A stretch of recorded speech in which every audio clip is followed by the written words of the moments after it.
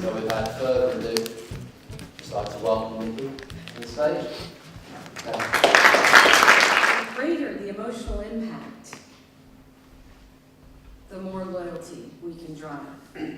The greater the emotional impact, the more rate elasticity we will have. It's all about how we make our guests feel, and it's all about the people. Thank you.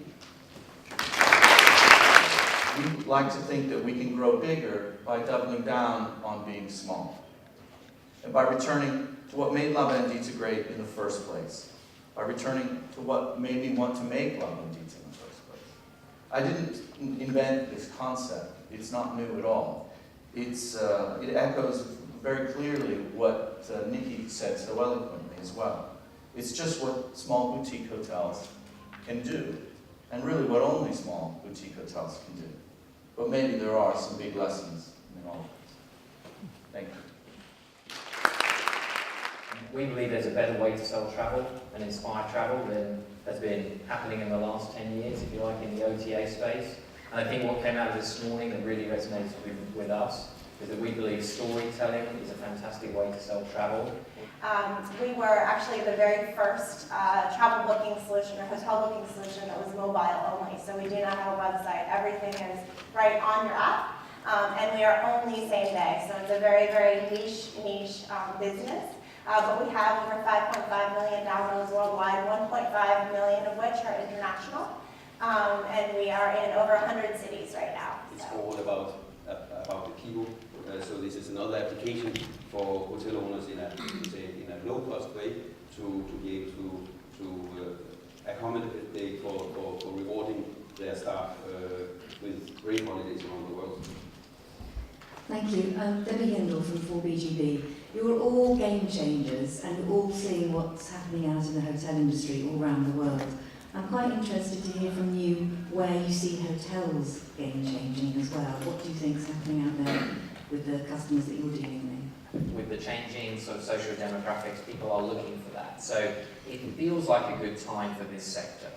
I was in San Francisco 2 weeks ago and stayed at this little boutique property, and they had every night from I think it was 10:30 to midnight, they had freshly baked cookies just sitting out, and it was just such a little thing, but those are the things that you remember. It's experience that matters, and it's that understanding of giving the guests the right experience which boutique hotels have brought to the sector. And so far, boutique hotels have brought a lot, disproportionate amount to the sector. I mean, overall, depending on the definition, which is very problematic as I outlined in the beginning, you're talking about less than 1% of the overall room stock are boutique hotels. People value social media, but they're worried about how to work with bloggers. So the questions we get are from the basic: who on earth has time to read blogs? To okay, well, how do we start? How does this industry work? Because it is incredibly different to the world of journalism. And you shouldn't be treating bloggers as journalists because they act in a different way and they can deliver in a different way. Bloggers are very engaging. So there's a whole emotional element to bloggers as well. So you've got to make sure that they've got the right emotional engagement that you want to have, what your hotels want and for your audience as well. It's part of the evolutionary process that's taken place within the blogging world over the last 3, 4, 5 years. The number of big brands and big businesses that are actually coming to bloggers, and you asked specifically about us, and they're coming to us as well. The one problem that we foresee is that there are just so many bloggers out there, and apart from present company excluded, of course, there's a lot of rubbish out there as well. In the same way, there's a lot of rubbish newspapers and a lot of rubbish journalists as well. I hasten to add. I'm not just picking on bloggers, but the ones that are good are getting better, and they're learning more things. So they're learning how to do video. They're learning how to manipulate and use social media to their advantage and the advantage of those that they're working for in a much better way than they ever were before.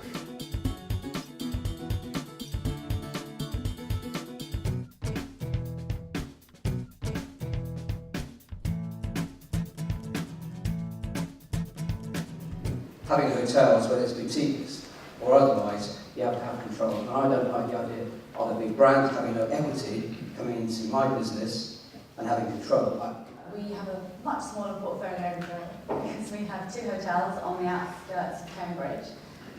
One is an independent boutique hotel, and 300 metres across the car park we have a new build branded hotel, which is a Holiday Inn Express. We're currently developing a 360-room hotel in central London at Sea Containers, which is quite a well-known building in London. It's going to be a big site of 300,000 square feet of office space and a 360-room Mondrian hotel being operated by Mornings.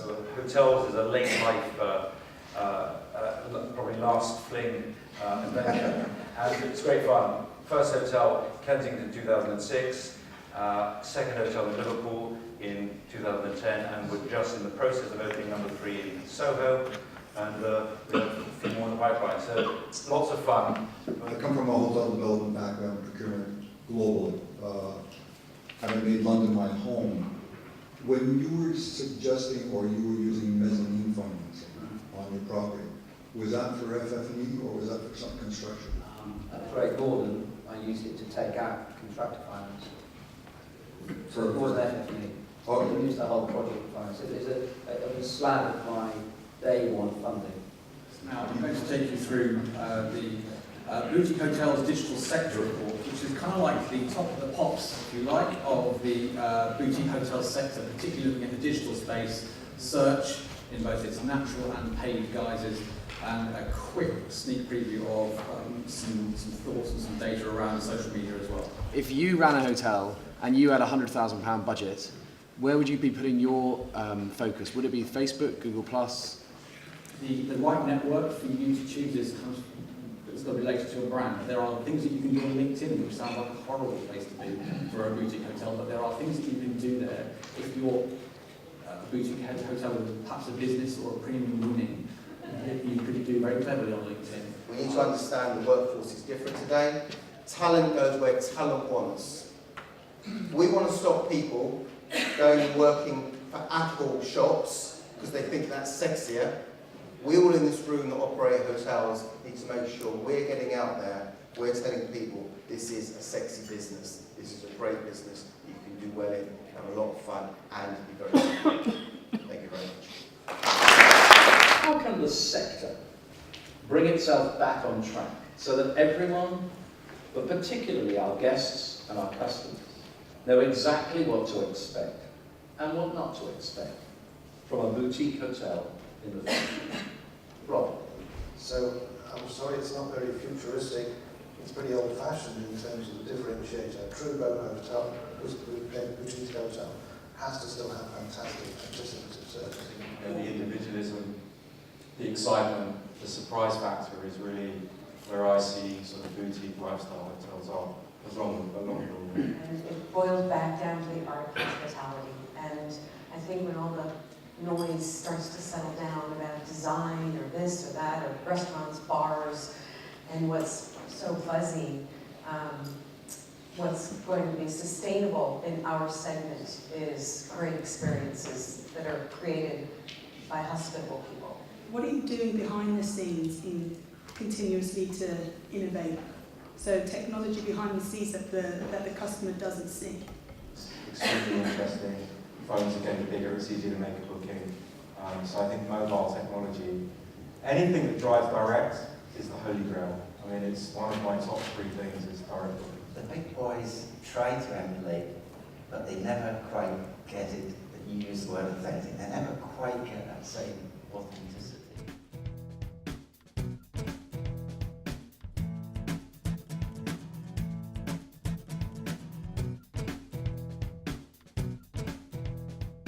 Now, I spend my days actually writing about investment issues. I mean, these were dealt with in depth at some stages, but also I got to hear about the broader aspects of the industry as well, and actually some of the innovations and where they're coming from. It's just very exciting, actually. So. As the keynote speaker, Niki, said at the beginning, you can have the most beautifully designed hotel, but if it's about the guest engagement, so it's about the service, which is the most important thing in this sector, I think. I think it's been fantastic on a number of points. I think the most important has been to sort of throw ideas around amongst the industry.